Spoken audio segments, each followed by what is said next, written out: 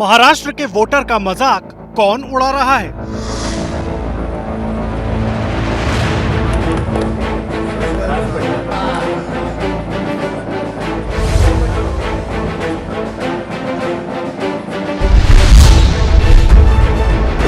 Taxpayer के पैसे पर मौज क्यों? ये नॅशनल पार्टी आहे, ते महाशक्ती आहे. तुम्ही जो हा निर्णय घेतलेला आहे हा देशातला ऐतिहासिक विकास का सपना दिखाने वाले क्या जनता से बदला ले रहे हैं? हमारी ये कॉन्स्टिट्यूशनल डिमांड है, जायज डिमांड है, उसको पूरा करना चाहिए. हम लोग तुरंत मुंबई में आ जाए. क्या उद्धव पवार सोनिया के पास कोई जवाब है? आणि उपमुख्यमंत्रीच होणार असाल तर मला सांगायचं होतं की ठीक आहे, मला उपमुख्यमंत्री तरी करा. केलं असतं तुम्हाला उपमुख्यमंत्री. क्या बीजेपी की चुप्पी तूफान से पहले की साजिश है?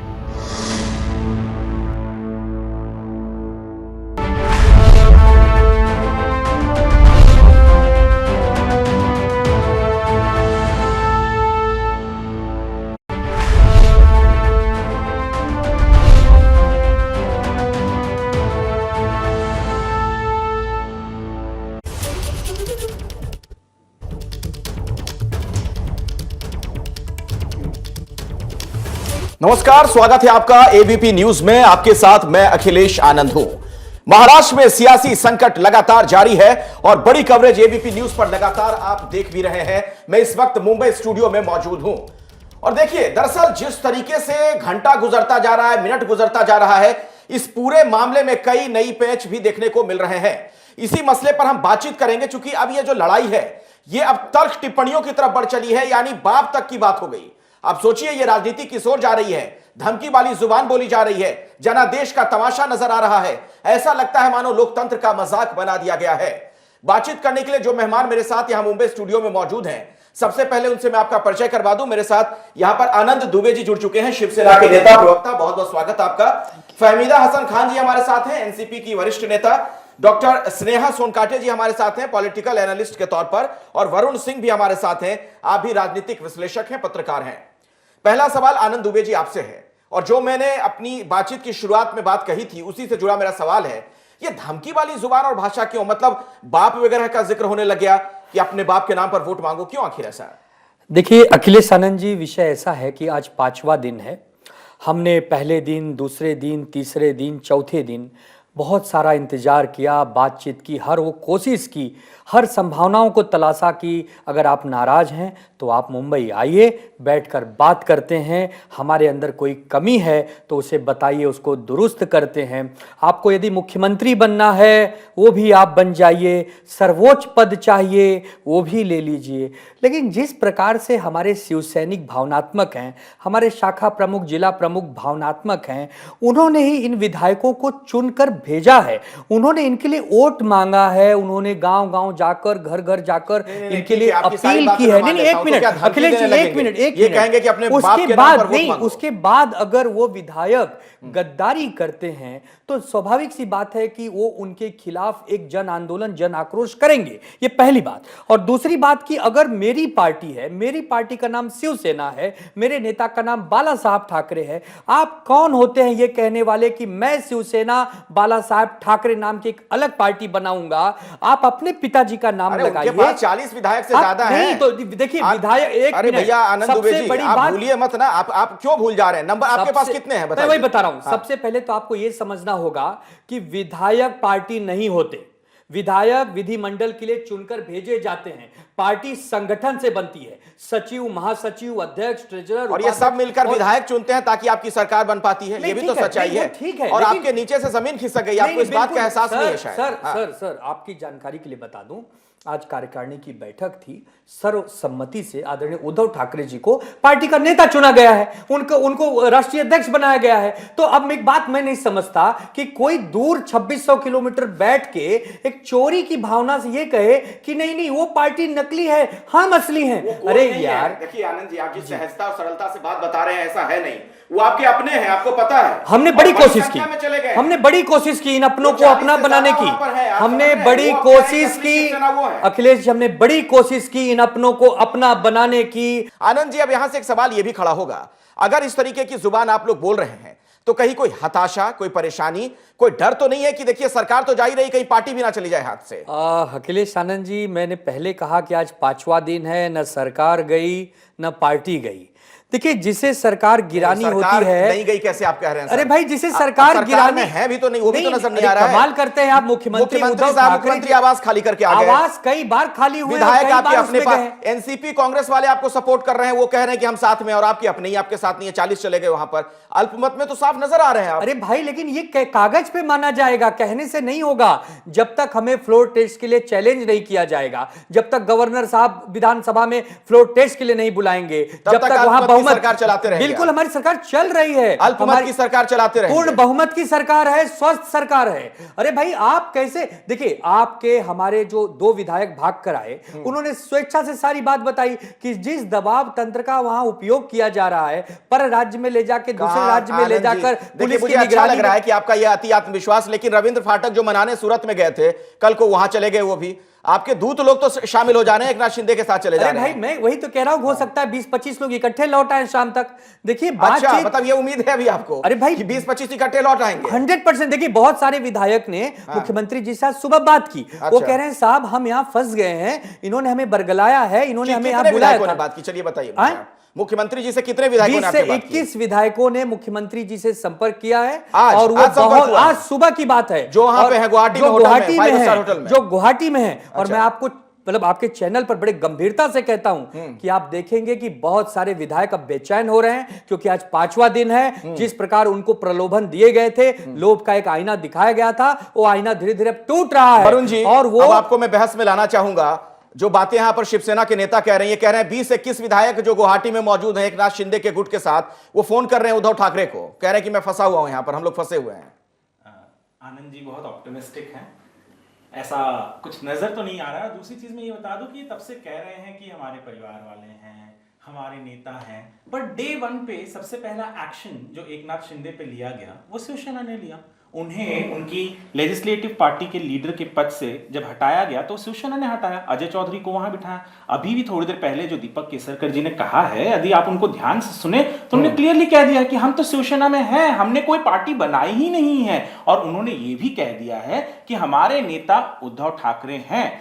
दिक्कत यही है कि यहां से जिस तरीके की बातचीत हो रही है, वो शिवसेना की जो टोन है, जो टेन्योर है उनके बात करने की, वो इतनी कहें तो इतना ज्यादा वायलेंट है कि शायद वो जो लोग आना भी चाहते थे या आना भी चाहेंगे वापस से शिवसेना में, वो नहीं आएंगे। मतलब डर का वातावरण बना दिया गया। डर नहीं, ये देखिए, आपको मैं एक बता दूं, ये जो बार बार कह रहे हैं कि जो 2 नेता वापस आ गए, आनंद जी एकनाथ जी को जानते होंगे, Eknath Shinde muscle power man Shiv Sena के हैं। यदि वो नहीं चाहेंगे उनके साथ जो है वो आना चाहे, जब तक उनकी रजामंदी ना होगी एकनाथ शिंदे की, तब तक कोई नहीं आ सकता। ये बात आनंद जी भी जानते हैं, फिर तो आप शिवसेना वाले आगे बढ़ा रहे हैं कि उसी मसल पावर के आधार पे फिर उन लोगों ने रखा हुआ है। मैं ये नहीं कह रहा हूं, मैं ये कह रहा हूं कि यदि कोई वापस आया है तो इसका अर्थ ये है कि वहां पे पूरी तरीके से उन्होंने डेमोक्रेटिक वे से ये नेता गए हैं, और ये नेता आज पहली दफा नहीं है, हर बार। पहले बात तो एकनाथ शिंदे जी पूरे महाराष्ट्र के शिवसेना के नेता कभी नहीं रहे। वो थाना रीजन का एक एमएमआर विधायकों के नेता थे। सुनिए, एक मिनट पहले सुनिए, विधायकों के जो सदन के गट नेता थे वो ऐसे हवा में नहीं बने थे। वो आदरणीय उद्धव ठाकरे जी ने पत्र दिया था विधानसभा स्पीकर को कि यह नेता हमारे सदन का नेता होगा, हमारे गट का नेता होगा। पत्र अभी भी पड़ा हुआ है ना, और ये अभी भी नेता बने हुए हैं और कह रहे हैं कि 2/3 हमारे साथ है।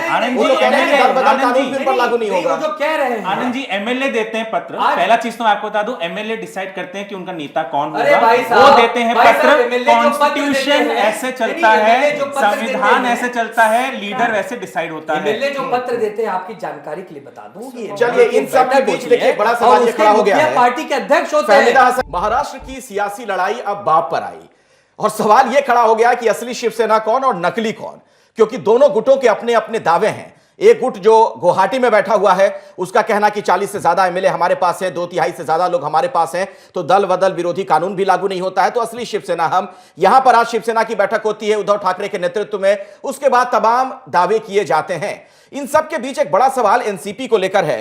और फहमिदा जी, आपसे मेरा सवाल, एनसीपी के आप नेता हैं, आप लोगों का रुख बड़ा क्लियर सा नजर आ नहीं रहा है। कल खुद मैं यहां पर मौजूद था, मैंने जब अजीत पवार साहब से सवाल पूछा था इस बारे में कि उनके बयान जो है अजीत पवार साहब के शरद पवार से अलग क्यों नजर आते हैं, वो कह रहे हैं कि भैया मुझे नहीं लग रहा कि इन सबके पीछे बीजेपी है, जबकि शरद पवार कह रहे हैं कि इसके पीछे बीजेपी है। आपके अंदर भी कुछ खेल चल रहा है क्या?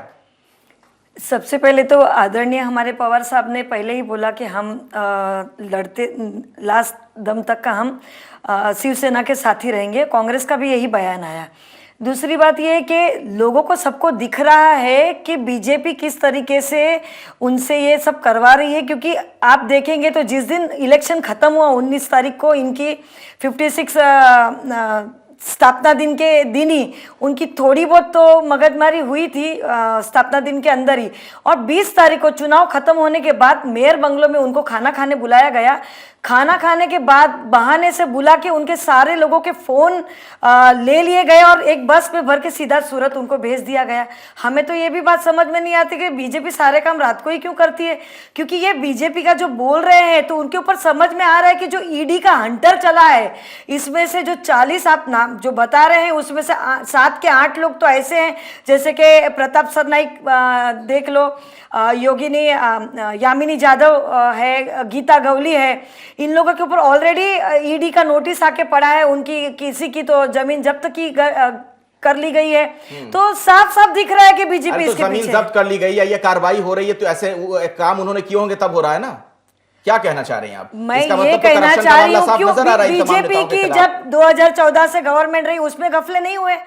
आज दरेकर के ऊपर इतना बड़ा इल्जाम लगा हुआ है। आज आप सवाल खड़े कर रहे हैं किरीट सोमैया जी पंजाब नेशनल बैंक के सबसे बड़े वो है, उनके बेटा जो है नील सोमैया, उनके ऊपर सब लीगली नोटिस वगैरह सब हो गई, उनके ऊपर क्यों ईडी नहीं चल रही? इसके ऊपर शिवसेना वाले क्यों भाग रहे हैं फिर? मुझे शिवसेना वाले यानी आप क्या कह रहे हैं कि जो 40-50 एमएलए शिवसेना के गुवाहाटी में अभी बैठे हुए हैं वो सारे के सारे करप्ट हैं?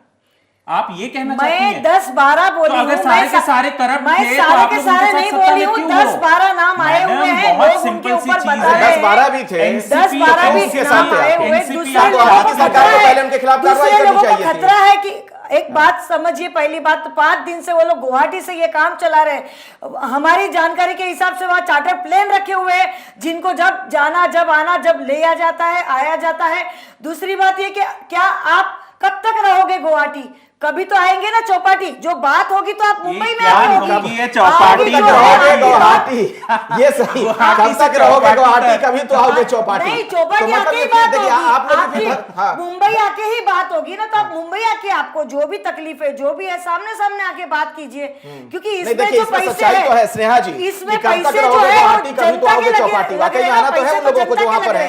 सवाल ये खड़ा हो रहा है कि आखिर ये क्या जनादेश का तमाशा नहीं है, लोकतंत्र का ये मजाक नहीं चल रहा है कि आप जनादेश किसी और के नाम पर लेते हो, किसी के साथ हो लेते हो?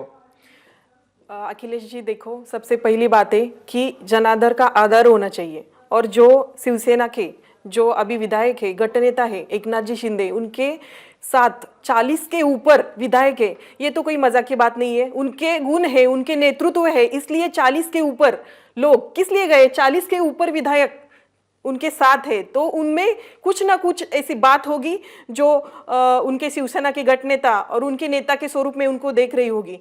और सबसे इम्पोर्टेंट जो मुद्दा है वो बाला साहेब के विचार आगे रखना चाहते हैं, और धर्मवीर आनंद दिघे का उनका जो उनकी जो शिकवन मराठी में बोलते हैं वो उनको साथ में लेके जाना चाहते हैं। तो देखो, सबसे पहला जो है ग्रामीण जो एरिया है, जैसे उस्मानाबाद जहाँ से मैं आती हूँ, मराठवाड़ा, वहाँ पे शिवसेना का बहुत बड़ा उनका बाले किला है।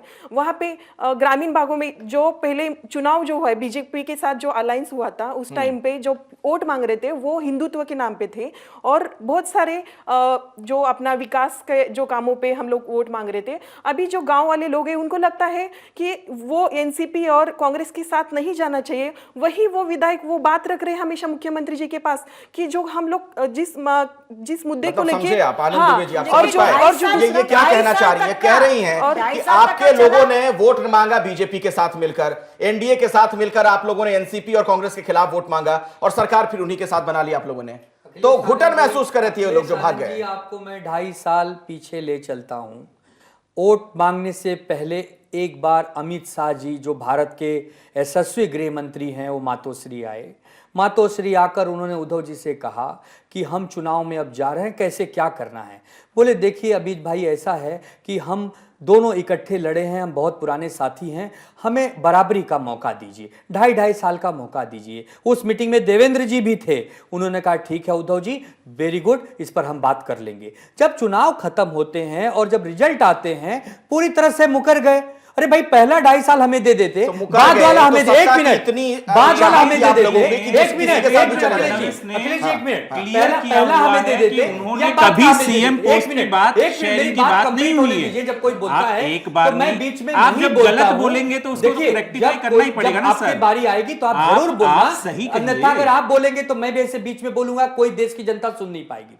जब रिजल्ट आ गया, जब रिजल्ट आ गया और उसके बाद जब वो मुकर गए, उसके बाद 2-3 दिन 4 दिन प्लानिंग चली रही थी, लेकिन एक दिन 24 नवंबर 2019 का वो दिन आता है जो सुबह 4 बजे हम टीवी खोलते हैं तो देखते हैं कि देवेंद्र जी और अजीत दादा सुबह गवर्नर जी के सानिध्य में सरकार बना रहे हैं, शपथ ले रहे हैं।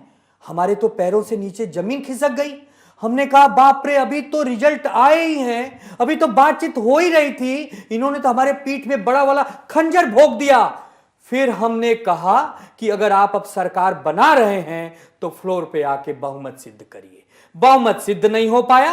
जब बहुमत गिर गई, उनकी सरकार गिर गई, तब महाविकास आघाड़ी सरकार का गठन हुआ और ये महाराष्ट्र की जनता को साक्षी मानकर उद्धव ठाकरे जी ने प्रणाम करते हुए कहा था कि जो धोखा हमें बीजेपी ने दिया है उसका उस बदला ले लिया धोखे के बदले के लिए हमने मतलब सरकार बनाई सरकार बन गई, है और ठीक ये है। महाविकास आघाड़ी वरुण की जी, सरकार, ये बदले की सरकार है, मतलब बदले की सरकार है, मान रहे हैं ना इस बात को? राज्य की भलाई की अपनी जान की बाजी लगा देगी, विकास कामों के लिए अपनी जान की बाजी लगा देगी, इसलिए सरकार बनी। हाँ, तो बीजेपी बदले की सरकार थी बिल्कुल। वरुण जी। बीजेपी एनसीपी के साथ जाती है तो बीजेपी गलत, परसेप्शन है एनसीपी के साथ जाती है। मैडम आप ही के आपके बगल में खड़े हैं, बोल रहे हैं एनसीपी के बारे में। वैसे मैं एनसीपी के बारे में इतना ही कहूंगा कि वो पार्टी फिलहाल सबसे ज्यादा चाहती है कि सरकार टिकी रहे यहाँ पे, और उसका सबसे बड़ा उदाहरण अगर मैं दे दूं तो 20 जून को जो एमएलसी इलेक्शन हुए उसमें शिवसेना के 64 आमदार जो उनको सपोर्ट कर रहे थे उनमें से सिर्फ 52 वोट्स मिलते हैं।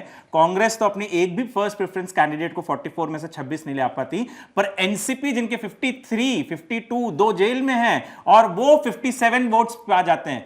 तो इस कारण क्योंकि एनसीपी को सबसे ज्यादा दिख रहा है कि वो सबसे ज्यादा बेनिफिट कर रही है और इसके लिए उनको सरकार में रहना है। देखिए, और एक सवाल ये भी है जो ये कह रहे हैं उसमें फहमीदा हसन जी मैं जोड़ दूं एक सवाल। दनादन फाइलें बड़ी साइन हो रही हैं, खबर आ रही है कि करीब 280 से ज्यादा फाइलें पिछले 3-4 दिनों में साइन हो गई हैं। 106 जीआर निकल गए। क्यों, ये क्या हो क्या रहा है?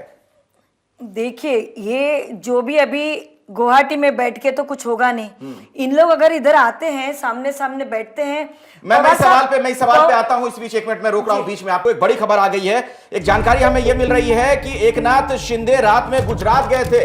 अभी की बड़ी खबर अपने दर्शकों को बता दें, अभी अभी हमें सूचना मिल रही है कि एकनाथ शिंदे रात में गुजरात गए थे, वापस आ गए। क्यों गए थे, किससे मिलने गए थे, ये फिलहाल जानकारी नहीं मिल पा रही है। तो महाराष्ट्र की राजनीति से जुड़ी ये बहुत बड़ी खबर है। रात में गुजरात गए और फिर गुवाहाटी वापस लौट आए।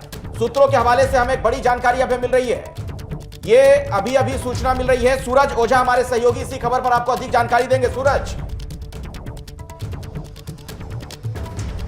देखिए, जिस तरह से एकनाथ शिंदे देख रहे थे कि बाहर कोई है या नहीं है गेट के बाहर, जब यहाँ पर कोई भी मीडिया कर्मी नहीं था उसी समय इसी गेट से वो निकले बताया जा रहा है और इस गेट से निकलकर वो एयरपोर्ट गए। वहां पर एक प्राइवेट चैटर से वो गुजरात गए, गुजरात जाकर कुछ ही घंटों में वो वापस आ गए। लेकिन देखिए, आपको ये भी बता दें कि वो वहां गए थे तो किससे मिलने गए थे और किस मोटिव से गए थे, उनका उद्देश्य क्या था वहां जाने का, इस पर किसी भी तरह की क्लैरिटी नहीं है। और जो शिंदे कैंप है फिलहाल इस जानकारी को छुपा रहा है। तो ये समझ में नहीं आ रहा है कि आखिर शिंदे क्या रणनीति बना रहे हैं, गुजरात में आखिर वो किससे मिलने के लिए गए थे। लेकिन ये उस वक्त गए थे जिस समय यहाँ पर कोई नहीं था और वो जाकर कुछ ही समय वहां पर थे और मिलने के बाद, अपनी मीटिंग खत्म करने के बाद वो यहाँ पर वापस आ गए। जी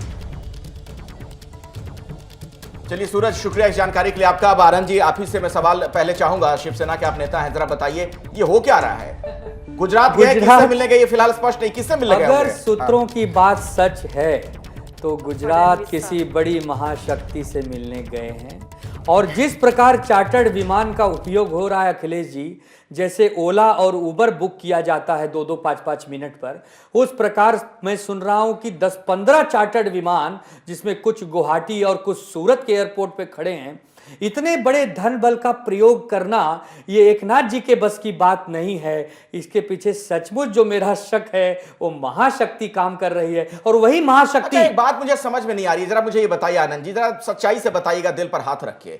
इतने पुराने शिव सैनिक, ठीक है, एकनाथ शिंदे आपके नेता सदन में विधायकों के, ऐसा क्या हो जाता है कि वो गुजरात तो जा रहे हैं महाशक्ति से मिलने के लिए आपके मुताबिक, लेकिन उद्धव जी बुला रहे हैं बार बार, वो आपसे मिलने मुंबई नहीं आ रहे हैं, गुवाहाटी से चौपाटी नहीं आ रहे हैं, जो भी कह रही थी मैडम। अरे सर, हाँ। बहुत सिंपल सी बात है, बहुत छोटी सी बात है कि जब घर का बड़ा किया हुआ व्यक्ति अति महत्वाकांक्षी हो जाए तब उसको आप नहीं रोक सकते। अब उनकी महत्वाकांक्षा शायद, मुझे ऐसा लगता है कि मुख्यमंत्री से भी कुछ बड़ा लोभ उनको दिखाया गया है, तो मैं समझ नहीं पा रहा। आदरणीय उद्धव जी ने जब कहा, उनको दिखा दिया गया, उनके साथ जो 40 विधायक बताए जा रहे हैं उनको भी दिखाया उन्होंने गया। उनको दिखाया है, तो ये तो शिव सैनिकों पे साथ खड़े हो जाएंगे सर। में जात हैं, ऐसी कौन सी आप लोग की ट्रेनिंग है? आप नरक में जात हाँ। हैं, संग लिए जजमान।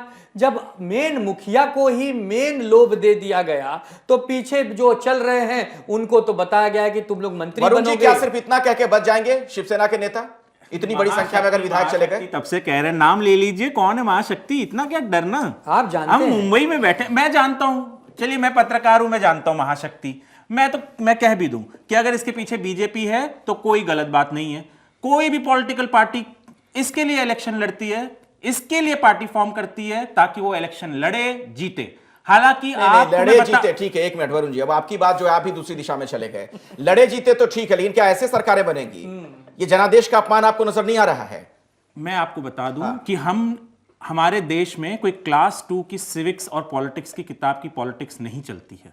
इस देश में जो पॉलिटिक्स चलती है वो यही है। और यदि मतलब ये कोई व्यावहारिकता है, चाहे गलत भी है तो मैं ये नहीं कहूंगा कि ये सही या गलत है। मैं कह रहा हूं पॉलिटिक्स जिस रूप में, और ये आज या 10 दिन पहले बनी हुई पॉलिटिक्स नहीं है, ये बरसों से चली आ रही इसी तरीके की पॉलिटिक्स चली आ रही, इसमें कोई शक नहीं है। तमाम पार्टी के लोग ऐसा करते हैं। और अब तक मैं आपको बता दूं, बीजेपी के कार्यालय में मैं खुद भी गया था कल, आप भी जा सकते हैं, वहां पर किसी भी तरीके की कोई हलचल नहीं है, सब शांत है, नॉर्मल प्रोसेस चल रहा है। यदि इसके मैं कोट करना चाहूंगा अखिलेश जी। जी बोलिए। मुझे याद आता है पंडित अटल बिहारी वाजपेयी जी की वो पंक्तियां, क्या हार में क्या जीत में किंचित नहीं भयभीत में। अरे भाई, सत्ता आएगी जाएगी, सरकारें बनेंगी बिगड़ेंगी, लेकिन एक आत्मसम्मान नहीं गिरना चाहिए। तो आत्मसम्मान लेकिन किसका गिर आजकल गया? तो अभी हमारे मित्र कह रहे हैं कि मुझे बताइए, जीतना आत्मसम्मान जरूरी किसका गिर है, गया? सरकार बनानी जरूरी है। अच्छा, चाहे शिवसेना उसके लिए चार्टर्ड बीजेपी के विमान साथ को भी लड़ी थी रखना पड़े, या नहीं लड़ी थी? चाहे उसके लिए होटलों पर पैसा खर्च करना पड़े। दुबे जी भाई, धन्य हो हिमालय की प्रभु। चोटी पर चढ़ के चिल्लाने धन्य से हो सच नहीं प्रभु, बदल जाता। धन्य हो 2019 में शिवसेना बीजेपी के साथ लड़ी थी या नहीं लड़ी थी? लड़ी थी, साथ में आई? साथ में आई। किसके साथ सत्ता में है आज? आज हम महाविकास के साथ सत्ता में है। महाविकास अरे के। यही एनसीपी है, महाविकास के। यही एनसीपी है। अरे मैडम, आप थी क्या वहां वादा जब हो रहा था? अमित शाह जी ने, देवेंद्र फडणवीस ने क्लियरली कह दिया है कि इस तरीके का कोई सीएम पोस्ट के शहरी का कोई वादा नहीं था। जुमला था ये।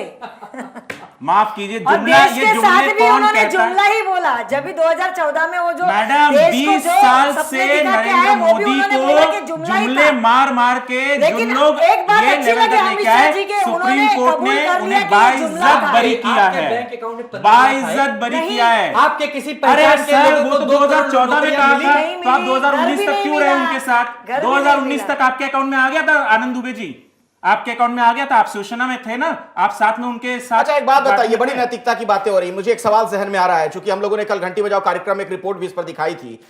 आप लोगों ने, विपक्ष के नेताओं ने, चाहे वो कांग्रेस हो, एनसीपी हो, शिवसेना हो, बीजेपी से इतर, जब कृषि कानूनों का विरोध हो रहा था तो आप लोग किसानों के साथ खड़े थे ना? जी। बहुत जोर शोर से आप लोग उनके समर्थन में आवाजें बुलंद कर रहे थे। आज महाराष्ट्र में स्थिति क्या है? आप दोनों से मेरा सवाल है और आपसे भी चाहूंगा फहमीदा जी जवाब दीजिएगा। महाराष्ट्र के कई जिलों में बारिश वक्त पर ना हो पाने की वजह से बुआई नहीं हो पा रही है और इस वजह से किसान त्रस्त है, त्राहिमाम है और जानते हैं हकीकत क्या है? आपके कृषि मंत्री कहां हैं आपकी सरकार के? वो गुवाहाटी के 5 स्टार होटल में हैं। ये किसानों के साथ भद्दा मजाक नहीं है। और किसानों के लिए जो आप लोग बातें कह रही थी, तो आपकी पार्टी के नेता सवालों के घेरे में है अब, कि क्या सिर्फ एक जुमला था ये? पार्टी सवालों के घेरे में कैसे आएगी जब अभी उन्होंने बंद किया है? बंद करके जब भाई उसके पहले तो आप ही के लोग थे ना, आपके साथ के लोग थे कृषि मंत्री अभी भी हैं, जब विधान और परिषद रिकॉर्ड का तो है ही हुआ, कृषि मंत्री वो। जब भी अजीत दादा पवार ने उनकी जो निधि कायम की है वो उनको दी गई है। अखिलेश जी, दादा भूसे परसों रात तक हमारे खेमे में आकर हमसे बातचीत कर रहे हैं और वो रातों रात गुजरात के रास्ते से गुवाहाटी पहुंच जा रहे हैं। अब एक बात बताइए कि हम ये क्या कोई बच्चे हैं जिन्हें हम पकड़ लें कि अरे नहीं नहीं मत जाइए भैया? ये जाना ही चाहते हैं। इन्होंने एक षड्यंत्र किया हुआ है। नहीं है सर, लेकिन शिव सैनिक हैं, सालों साल पुराने शिव सैनिक हैं। ये भी बाला साहब ठाकरे का ही जिक्र कर रहे हैं। उन्हीं की बात कह रहे हैं, उन्हीं की ट्रेनिंग हमें मिली है। इसीलिए तो हमने बातचीत करने के लिए कल केसरकर जी का एक कि मेरे स्टेटमेंट आया था, भाई एक ही विचारधारा है, हमको मानने वाले लोग हो, आओ बैठकर बातचीत करते हैं। लेकिन बातचीत कौन करे?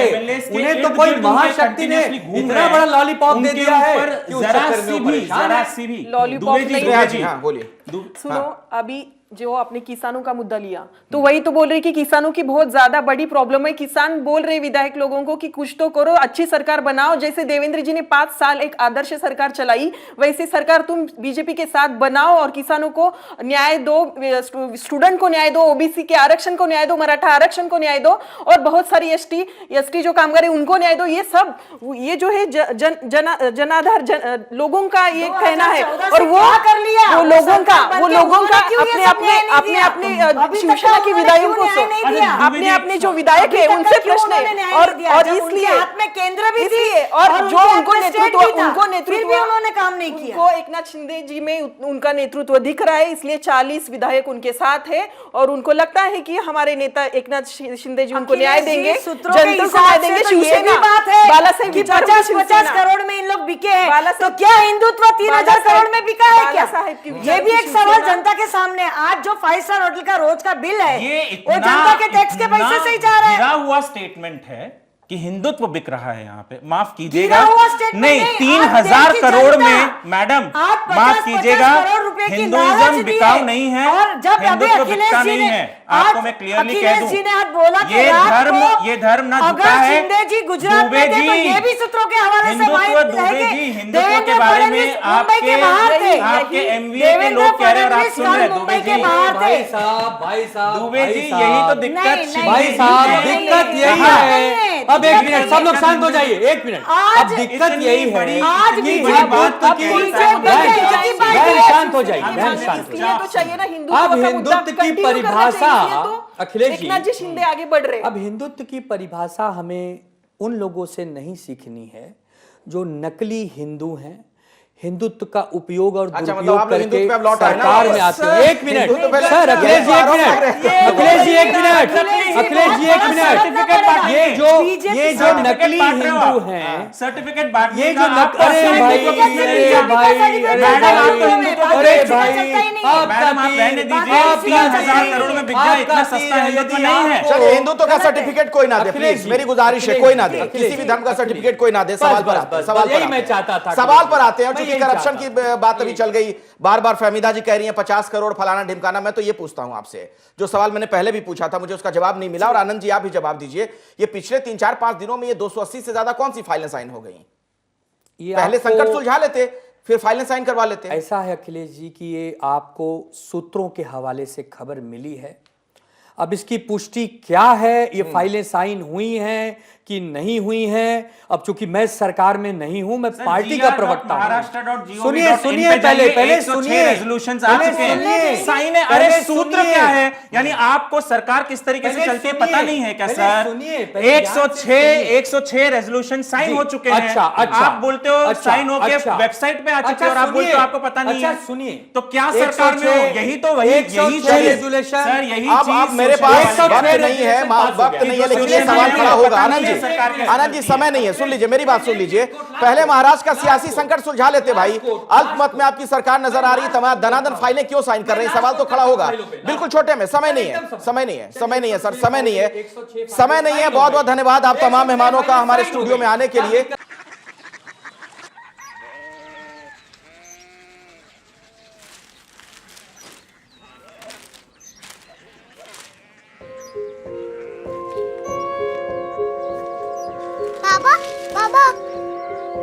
कोरिया सिटी জানি না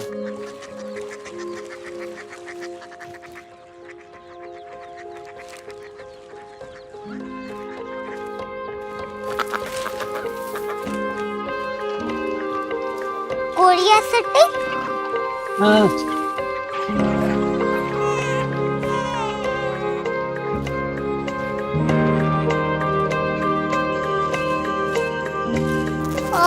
कोरिया सिटी कहाँ पे है? शहर अंग्रेजी लगे हैं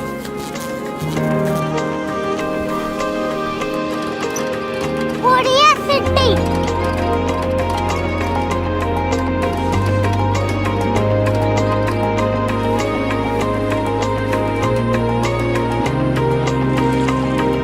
वो बहुत दूर है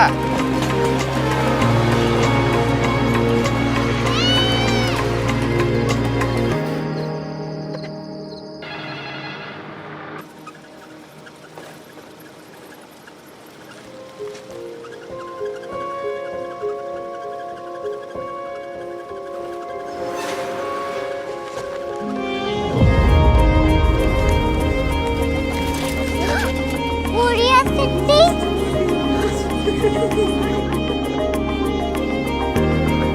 दुनिया को कुछ लोग बड़े होते हैं कोरिया सिटी कहाँ है? प्रोफेसर साहब को पता होगा। हो ये छोटा वाला ग्लोब लगता है और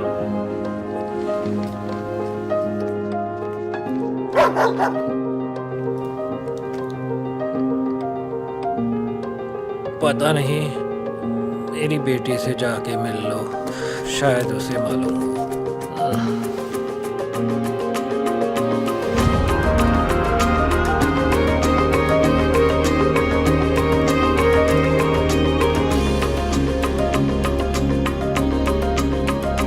हाय,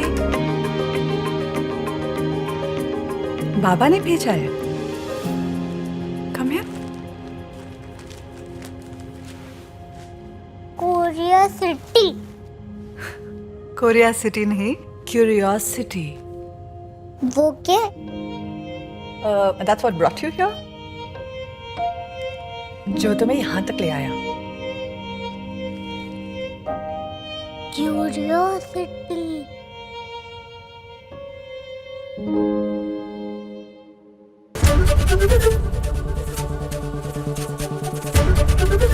एबीपी न्यूज आपको रखे आगे।